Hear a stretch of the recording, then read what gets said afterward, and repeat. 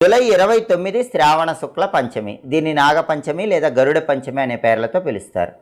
ఈ నాగపంచమి రోజు ఏం చేయాలో శివుడు పార్వతితో చెప్పాడని భవిష్య పురాణంలో ఉంది. పరమేశ్వరుడు పార్వతీదేవికి ఏం చెప్తాడంటే, శ్రావణ శుక్ల పంచమి నాగపంచమి రోజు స్నానం చేశాక మీ ఇంటి గుమ్మానికి రెండు వైపులా గోడల మీద గోమయంతో సర్పం బొమ్మలను గీయాలి అని శివుడు పార్వతికి చెప్తాడు. గోమయం అంటే ఆవు పేడ. ఆవు పేడతో సర్పం బొమ్మలు, సర్పం ఆకారం వచ్చేలాగా గుమ్మానికి రెండు వైపులా గోడల మీద గీయాలి. మా దగ్గర ఆవు పేడ లేదండి అన్నప్పుడు ఏం చేయాలి? దానికి ప్రత్యామ్నాయంగా తడి పసుపుతో కానీ తడి గంధంతో కానీ ఈ సర్పం గుర్తులను గీయచ్చు. గీసిన తర్వాత ఏం చేయాలి? ఆ రెండు గుర్తులకి కూడా గరిక పోచలు వేస్తూ నాగరాజాయ అని మనసులో స్మరించుకోండి. అలాగే ఆ రెండు రూపులకి సంపంగి పూలు వేస్తూ పూజ చేయండి. ఆ రోజు సంపంగి పూలతో పూజ చేస్తే చాలా మంచిది.